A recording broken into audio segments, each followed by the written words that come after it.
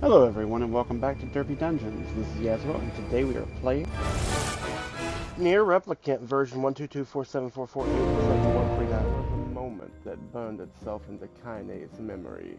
A perfect blend of pride and love and joy that came together to form a lifelong remembrance. She swore to never forget this moment, to never forget the old woman who had made her place in the world possible. Time moves on. People and memories move in and out of a life, like ghosts passing through a hall. But this moment will be different, Kaine swore, because I will remember it forever.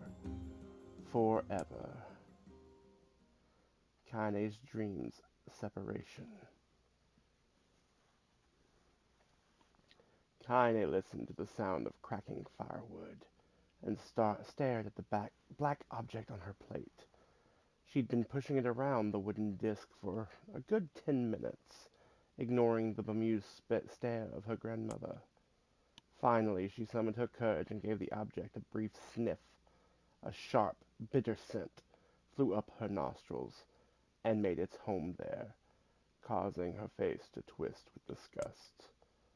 "Grandma, I can't believe you want me to eat a bug." The old woman threw some more wood under the cooking pot and snorted.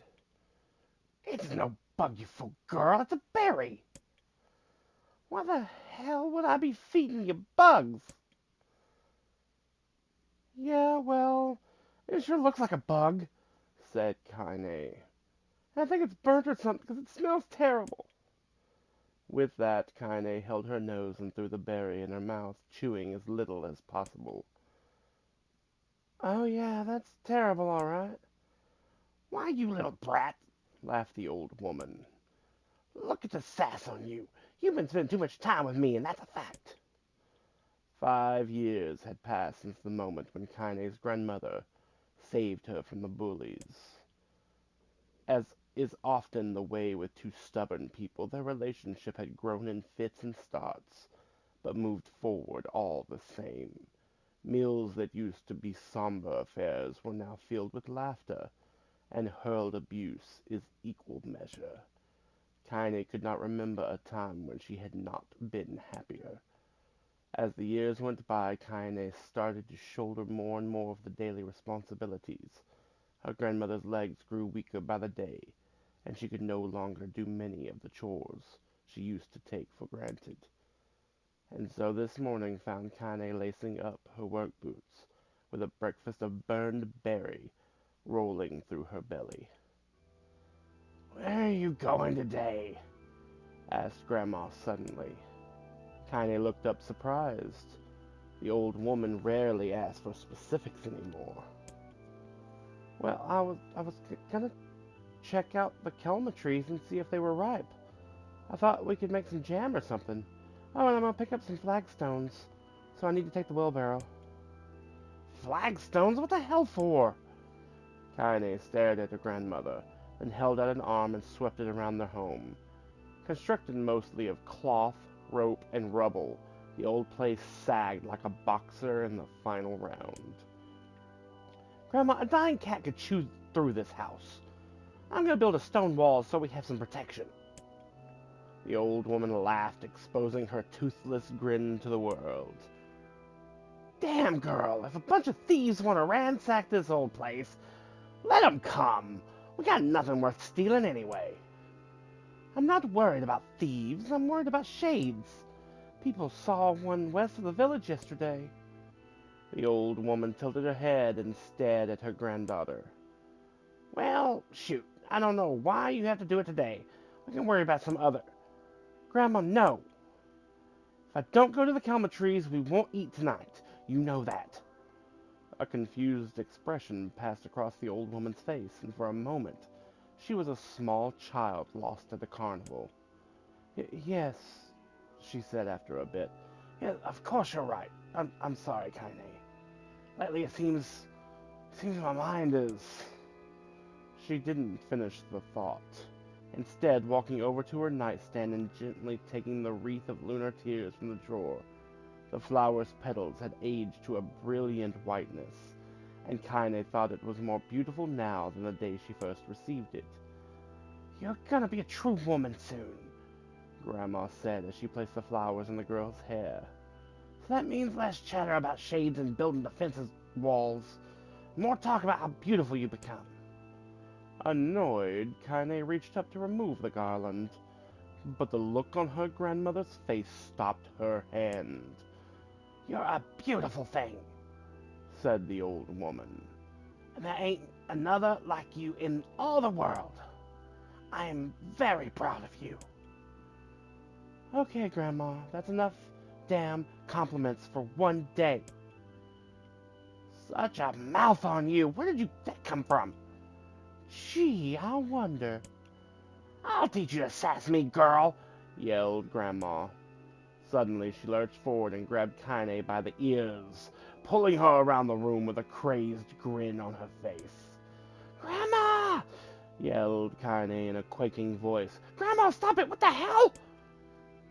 The old woman stared at her and blinked, then slowly held her wrinkled hands out, as if it was the first time she had ever seen them. Oh, I don't know what happened there. I'm sorry, girl. Sometimes my mind just... Kaine thought the look on her grandmother's face was the most heartbreaking thing she had ever seen. Listen, she began. Maybe I should stay home after all. No, I won't have you stay here to keep an eye on an old codger like me. You go get your fruit and your wall and whatnot, and I'll be fine. And when you come back, I'll have a nice grasshopper dinner waiting for you. Kaine rolled her eyes, then kissed her grandmother on the forehead, and made ready to depart, trying desperately to ignore the worry that was gnawing at the walls of her heart. Kaine could feel the old woman's eyes watching her as she moved down the path.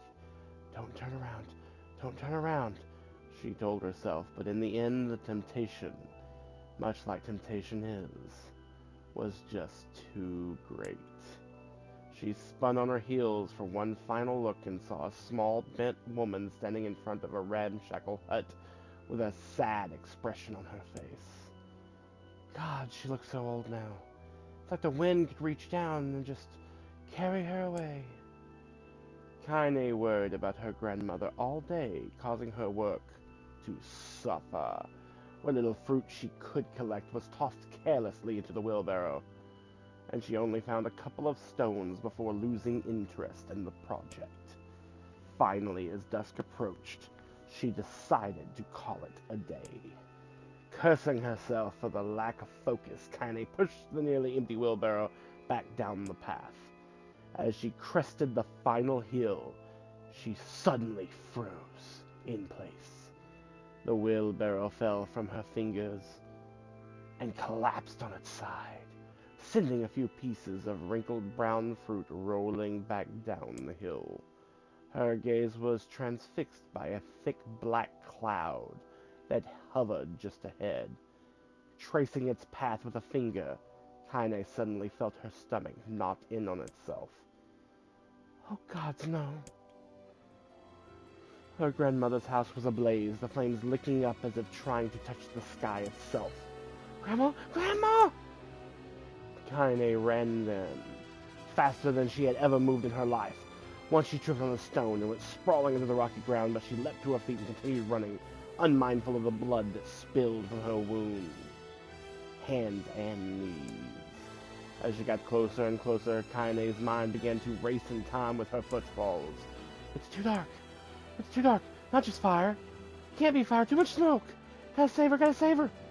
She burst into the front yard and came to a sudden halt, her worst suspicions confirmed. The smoke from the fire was mingled with the thick, inky blackness of an enormous shade.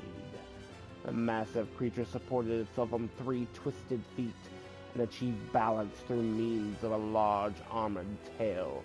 Scales, horns, and claws sprouted from its body in a random, chaotic pattern, giving it the appearance of a lizard designed by some insane god. Seeing Kaine, it let out a roar and flicked its tail, sending small whirlwinds spinning around the yard. For a moment, the creature retreated into a shimmering, inky blackness, as if her mind was unable to comprehend that such a thing could actually exist. But then the smell hit her, a blend of rotten meat and excrement, and the horror became real once more. The creature bellowed again, and this time Kaine responded with a scream of her own. "All right, you bastard!" she thought as her scream echoed off the high cliffs around them. "It's you or me, let's go!" The shade eyed Kaine with bemused interest. Then it began looking from her to the house and back again, as if urging her to look at the destruction it had so gleefully wrought. With dread building in her heart, Kaine glanced towards the house. Through the smoke and flame, she spotted a small figure struggling to escape the ruins. "Grandma!" At the sound of her voice, the old woman began waving frantically. "She's alive!" thought Kaine. "Alive!" Kaine's legs sprang to life as she raced across the yard toward the flaming wreckage of the house. Before she could advance more than a few steps, the shade opened its mouth and let out a roar powerful enough to uproot trees and send them flying. The blast sent Kaine tumbling through the air before smashing her against the rocky earth. Stars danced in front of her eyes as she tried to remember how her legs worked. "Get up! Get up! Get up! Get up! Get up now!" As Kaine struggled to her feet, the shade stomped toward the house and pinned her grandmother to the ground with the tip of a claw. The old woman struggled to move the claw from her stomach, but she might well have been pushing a mountain. She coughed briefly, sending a small spray of blood into the air, then collapsed to the ground, her energy spent. Kaine lurched to her feet only to fall back to the earth with a grasp. Her ankles were on fire. One or both of them were surely broken. Ignoring the pain that screamed through her body, she began dragging herself across the ground, leaving a drunken trail of dust and blood in her wake. "Grandma, hold on just a little longer." Her grandmother's face was turning blue, her eyes rolling back until only the whites were exposed. Kaine pulled herself across the ground with maddening slowness. The distance seemed to increase with every second that passed. The shade glanced between the two women and flicked out its tongue, its giant mouth turning up at the corners. Short, panting breaths belched from somewhere deep inside its core. "Bastard! Laughing at us!" She had no idea how such a mindless creature could experience emotion, but there could be no doubt the shade was taking joy in their suffering. "Yeah, I see your plan." The shade moved its claw slightly, allowing Grandma to breathe again. It was clearly keeping her alive, only to snuff out her life when Kaine was close enough to touch her. "I'm gonna kill this bastard." Summoning all her strength, Kaine rose to her feet. There was a sickening snap from her right ankle as the foot twisted backwards, but she forced it from her mind and began to hobble towards the monster. Pulling a small knife from the pouch at her waist, she leapt on the foot that pinned her grandmother and plunged the weapon deep. "Give her back!" she screamed. "Give her back to me!" It was like stabbing a rock. After a few swipes, the knife broke at the hilt with a dull snap. The shade panted laughter again, then raised its tail and sent it rushing through the air towards the young girl that was latched to its foot. Kaine never had a chance. The tail struck her square in the chest and sent her crashing into the burning wreckage of the home. As she lay on the ground with blood pouring from multiple wounds, a small, weak voice spoke up. "Kaine." Kaine's vision blurred, but she forced herself to focus on the sound. Finally, her eyes cleared enough for her to make out her grandmother's hands reaching out to her through the smoke. "Grandma? Kaine, you gotta run. You can't best this one." Kaine grabbed the hands and held on with all her strength. "Grandma, come on, we have to go." The old woman coughed loudly. One of her hands, slick with blood, slipped from Kaine's grasp and thumped to the ground below. "Grandma, no! No! I said run, damn it! You have to live. You have to get through." The thought would stay forever unfinished. Before she could say another word, the shade's claw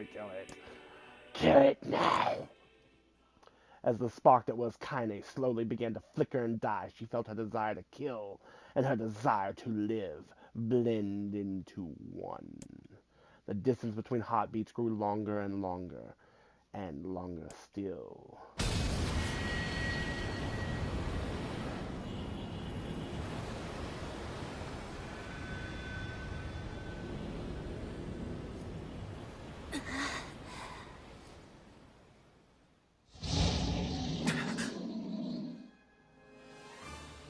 The beast approaches. Oh, I know.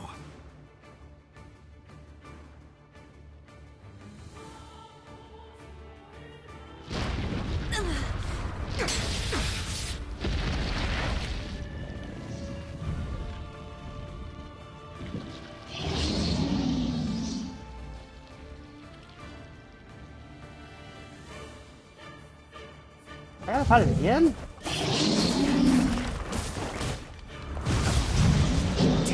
I don't know how to play this game right now. What anger this creature must have. How did it even survive these past 5 years? I'm not gonna let this happen again. It dies today. My sword is lighter. It's not the blade, but the skill of the user. Strike it down.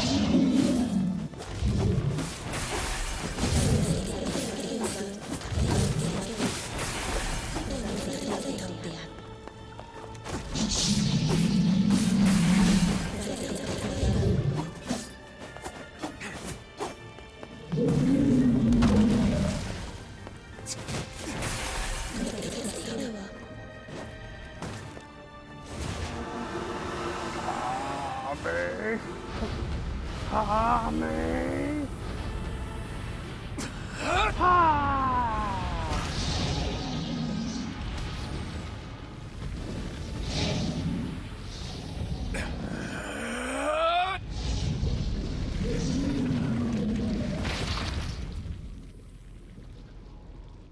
Goodbye.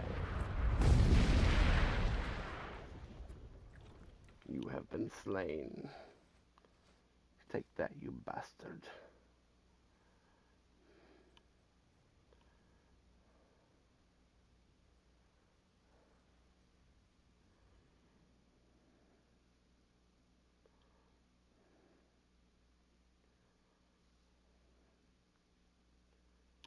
Gently, weakly, softly, the shade, sure that its tormentor was dead, turned and stomped off towards the horizon, stopping along the way to bellow one final roar. Couldn't kill it. Shamed beyond imagining, Kaine tried to turn her head to the side, but only succeeded in coughing up a huge gout of blood. It was getting difficult to see, and only after a moment of fierce concentration did she realize her left eye was gone. Laughing to herself, she turned her remaining eye to the ruins of her home and noticed a ragged stump of arm resting a few feet away. Yeah, that's mine, she thought with a mad giggle. This is gonna make clapping a real bitch. Ha! Cried a sudden voice from the depths of her mind. Finally gonna die, are ya? Well, you had it coming. Go to hell, Demo, she thought of the unseen assailant. Go to hell before I pluck out your eyes and feed them to a dog.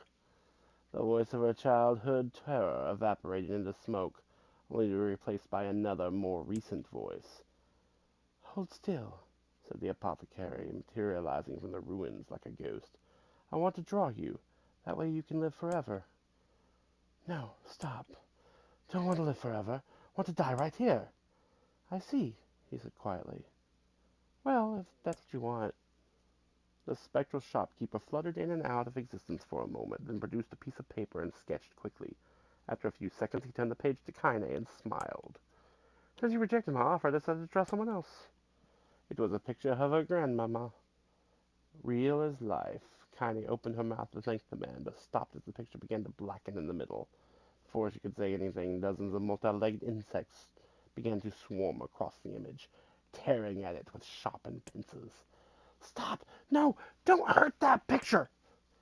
Kaine reached out with her remaining arm and waved futilely at the wearer. To her surprise, the insects fell off the picture to the ground below, where they vanished into tiny black tendrils of smoke.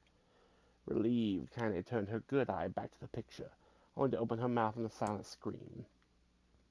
The sketch now showed her grandmother as she truly was, a smashed, unrecognizable lump of nothing. The apothecary smiled, then broke into a jolly dance. See that? He cried as he danced his jig. It's perfect now. She looks just like you. Ha-cha-cha-cha-cha. I look like that? Oh God, I'm gonna die. I'm gonna die.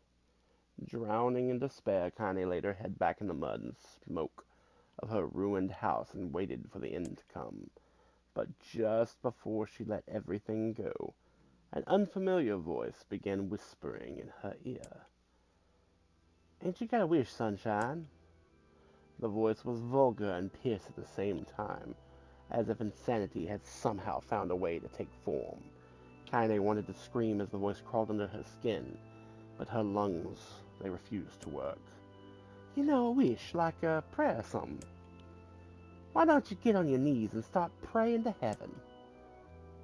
Please, invisible man in the sky, save me, save me.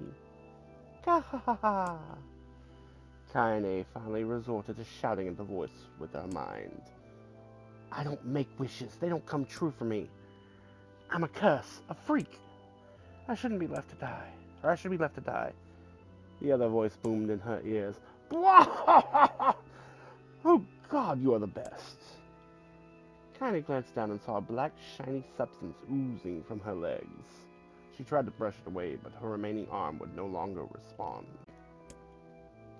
The substance slowly crept around her feet, and then began moving up towards the rest of her body. Is this death? Is this what it's like? Or is my mind just losing itself? She could feel the slime oozing upward, feel the hot, searing pain it left in its wake. Whatever else might be happening, she was still alive. And this was real. Come on, said the voice. Let it go. Kaine tried to ignore the voice and concentrate on the pain, but the newcomer would have none of it. Don't ignore me, Sunshine. You're ready to give up, ready to die, so why not let me have it? Have what? Your body. Come on, give it to me. Give it to me. I want to stand on the ground, feel the rain, taste the wind. The voice paused as if licking its lips. When it resumed, it was filled with mad, unabated joy. And I want to take your hands and use them to choke the damn life out of people. I want to tear out their throats and bathe in their blood, just like before. In response, Kaine shifted her head and vomited.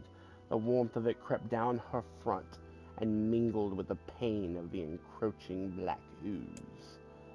Are you a shade? Ha ha ha! Yeah, maybe, what of it? The slime reached her face, crept up past her nose, and slowly oozed into the socket of her missing eye. The moment it touched her brain, Kaine was struck by the most powerful sensation she'd ever felt in her life. It was ecstasy. She wanted to scream with delight, but all she could manage was a small, whispered moan. Feels good, don't it? Asked the voice with a chuckle. Yeah, what can I say? I know how to please the ladies. Now give me that body. Come on, give me the body. And I'll give you more of this feeling. It's a fair trade. A black lump began to protrude from Kaine's side as she watched it grow longer and thicker, eventually taking the form of her missing arm. I can see better, she thought. My eye must be growing back too. The slime reached up to envelop the rest of her face, but she managed to brush it away. Stop! She whispered, marveling at how she had regained her voice. Stop! The black ooze hesitated as if considering this request, then quickly shimmered down her body before disappearing into a cloud of smoke. Oh, what the hell, Sunshine? Screamed the voice. We had a deal. I thought you wanted to die. Grandmama said I can't die yet. A brief image of her grandmother, bloodied and broken, flashed before her eyes. She saw the shade that had killed her and heard its mocking laughter, then closed her eyes and forced the image from her mind. Her whole body was quaking with rage. When she opened her eyes again, they burned bright red. That thing took my grandmother. I have to kill it before I die. Kaine glanced down and saw a mysterious pattern, the pattern of the shade, burn itself into her left arm. Well, I'll be damned, said the voice cheerfully. Look at that, Sunshine. I think you and me are gonna be good friends now. Kaine stared intently at her arm. The more emotional she felt, the more the letter seemed ready to puncture her skin and begin infecting the rest of her body. The arm clearly had a will of its own now. Stop! Gotta stop! Holding her left arm in her right, Kaine took a deep breath and tried to calm herself. Come on, don't fight it, pleaded the voice. Hate's my favorite dish and I'm hungry. Let it go, feel the anger, burn with the fire of revenge, thirst for blood, and go out there and... Shut up and get the hell out of my body. Your body, oh, that's rich, Sunshine, real rich. Look, why don't you just up and die so I can have this body all to myself? What do you say? I bet those buddies of yours in the area would love to see you dead. Kaine grabbed a nearby shard of glass and tried to saw off the shade-infected portion of her side. Before she could, her darkened left arm grabbed her right wrist, crushing it. Kaine screamed and dropped the shard as the sound of bone crunching on bone filled within the air. Stupid idiot girl. You're possessed now, sunshine, and there ain't no going back. The voice laughed again, a loud, long wail that seemed to go on without end. Possessed? Whispered Kaine. Yeah, possessed, you and me. We got what you might call a timeshare arrangement. Remember how folks used to think you were a freak? Wait till they get a load of you now. Kaine looked up, tears in her eyes. The sky seemed smaller somehow, darker. Is this because of that shade? Is this how they see the world? So, listen, purred the voice. I know this whole possession thing seems a bit sudden, but it ain't all bad. There's plenty in it for you, too. I'm a very powerful creature, sunshine, and now that power belongs to you. You got enemies? People you wanna kill? I can make it happen. That little fat kid who kept picking on you, that big old shade that squashed your old granny, we'll wrap 'em up in their own assholes. No more abuse for you, sunshine. No more pain. But wait, said Kaine. You're a shade. Why would you help me kill another shade? What, you think I'm some kind of racist? Some killing snob? I don't give a good damn who you murder, honey pants. I just want to drink from the well. Kaine considered this as she struggled to her feet, the power of the shade coursing through her. The smoke from her house was drifting away with the wind, and she enjoyed the way the cool evening breeze felt on her new left arm. After a long pause, the voice spoke up again. So, how about you and me? We could have some good times together. Look, I'll even take care of this bloody parts if you don't wanna. Fuck off, asshole, muttered Kaine. I'll handle the killing. Screamed the voice. Look at you go, sunshine. We're gonna have so much fun. So listen, my name's Tyron. And if you ever need me, I'll just be hanging out in this piece of meat you call a heart. Now get to it. The more you kill, the more your heart turns rotten and sour, and I like rotten and sour. Kaine found herself nodding at the voice. Yeah. She said, yeah, I think this can work. I'm gonna find that shade, and I'm gonna strangle it with its own guts. And when I'm done, I'm gonna do the same to you, Tyron. Count on it. Ha! Laughed Tyron. I've shit bigger than you, so good luck with that. Oh, and hey, one more thing right now. You and me are sharing this body, but if you ever run out of hate, if you ever go soft, I'm gonna take over everything. So keep on killing, sunshine, and watch your back. The voice grew fainter and gradually faded away, fading to somewhere deep inside Kaine herself. Kaine waited until she was sure the voice was gone, then waved her new left arm around a few times. It feels perfectly normal, she thought. It feels like mine. Desperately, she began poking and prodding at the new limb, determined to find something wrong with it. She didn't want it to feel normal. That would mean the creature inside her had already won. I am not a shade. I am Kaine. Repeating this mantra in her mind, she slowly began digging through the rubble of her house, being careful to ignore a certain red-stained spot in the corner. Finally, after what seemed like an eternity of heart-breaking work, she found what she was looking for. It was the wreath of lunar tears. Though it had been through hell and back, the garland's petals were as bright as ever. Kaine started to place it in her hair, then slowly lowered the wreath and stared at it. I'm sorry, Grandma. I'm so sorry. I don't deserve to wear this anymore.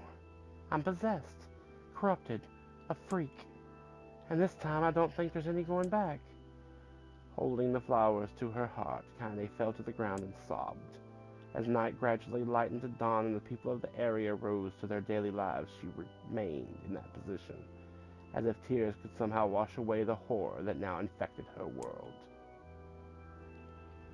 So that's how she lives through all these stuff. Stay alive.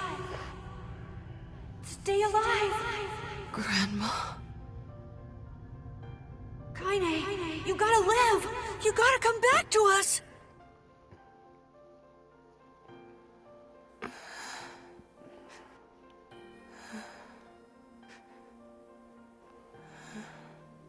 Oh, hey.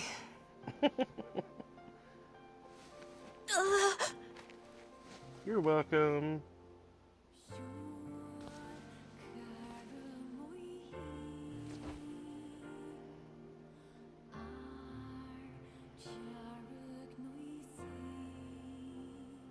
Emil, you were the one calling me, weren't you? You still recognize me? Of course. I knew you right away. Thank you, Kaine.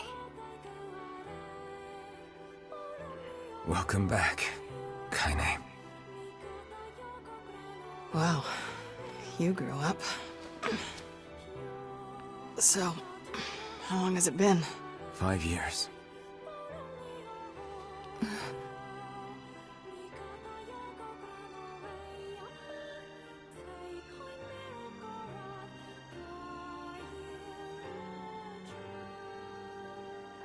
Shit. That's a long time. Any luck with It Yona? really is. We are still no closer to finding her. We need a way to locate the Shadow Lord. By the way, this is for you. Is that a lunar tear? It's not as good as your grandmother's, but I tried. No, it's great. Thank you.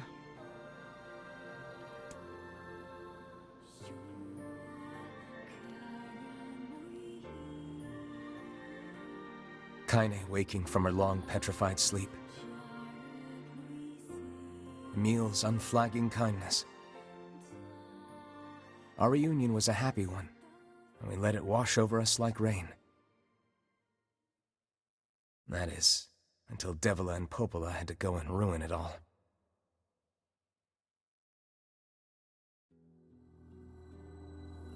Are you kidding me?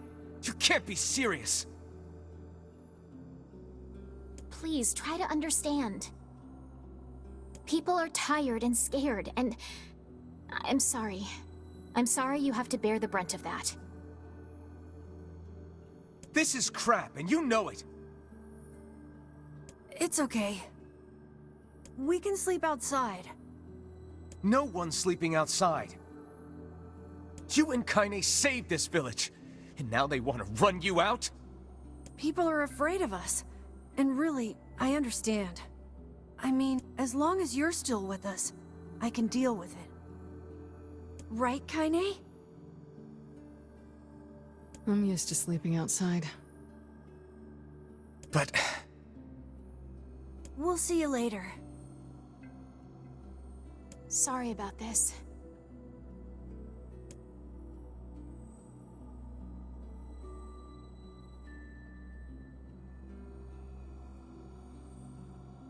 What is the matter? Kaine always sleeps outside. I never thought about that until just now. Never even occurred to me. Damn it. We should turn in.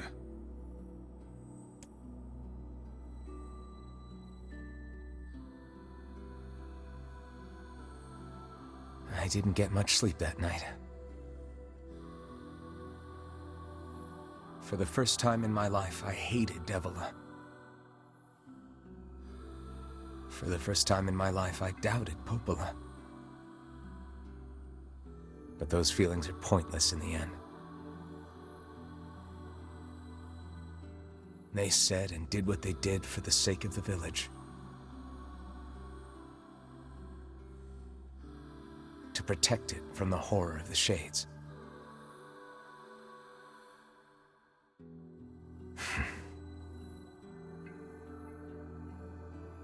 Really, how can I blame Devila and Popola? In the end, I'm just as bad. Because I never once stopped to think about Kaine and Emil's situation myself.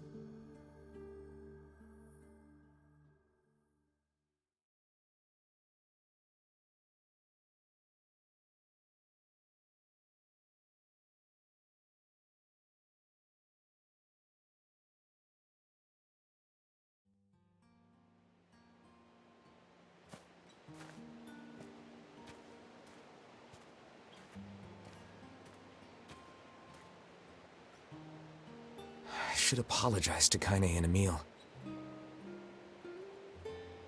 But... what good would that even do? I got a fire going, Kaine. Wait, is that... Good. Campfires are weird, aren't they? I'm so happy to get to talk to you again, Kaine. Yeah, me too. I tried everything I could think of to save you, you know. I polished you with a special cloth. I poured warm water over you. Wait, you poured water on me? Yeah, but it didn't really do much except make you all shiny. Hey, Emil. Thanks for saving me. I guess you noticed how I look different now. I'm sorry, Emil. I'm sorry for all of it. Well, I mean, this new form isn't all bad, you know? At least I can look at you when we talk, right? Hey, so why don't you tell me something about yourself? I'm not very interesting. Sorry. Come on, I just want to know you better. Please. Fine. This all happened when I was a kid. Before the whole shade possession thing. My body is... different. And when the villagers found out about it, they started treating me like a freak. But one person, my grandmother, accepted me just as I was. No matter how bad things got, she gave me the strength to keep going. She's really special to you, huh? Yeah. Oh, hey! That gives me an idea. Since we cured your petrification, we should start looking for a way to cure your possession in my body. I know we can do it if we all work together. Heck, it'll probably be super easy. Let me guess. More warm water? Okay, can we just forget I told you about that?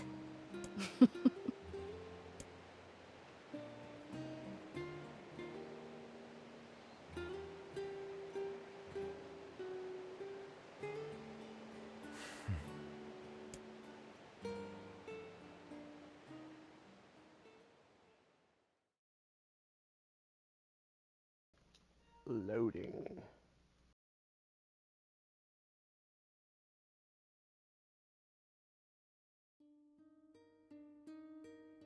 Sleep well? Sure. And yet your red eyes tell a different tale.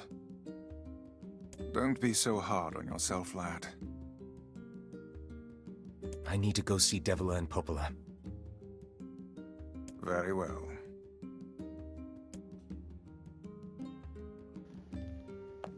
So why am I playing the same stuff but with like extra? What did it... I don't know. It seems weird. Really, the first time I've actually got to talk to you guys, What not might just been that reading. It's Mom's diary. I've not heard you speak much about your mother. She got the Black Scrawl and died when I was little. My apologies for bringing it up. It's all right. I can barely remember her face anymore. This is the only thing I have left of her. Reading it helps remind me of when we were still a family. I see. But the final entries get a little... strange. In what way? Well, here, take a look. Am I gonna have to read it out loud? Saving! System data saved. Cool.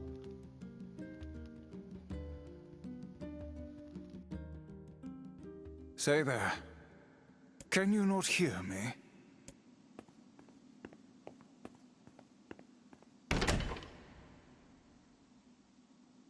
Why are you standing about like a slack-jawed ninny? Sorry. Felt like I was dreaming or something. Sleeping on one's feet is quite the talent indeed. Come now, there's the door. Right. Let's go.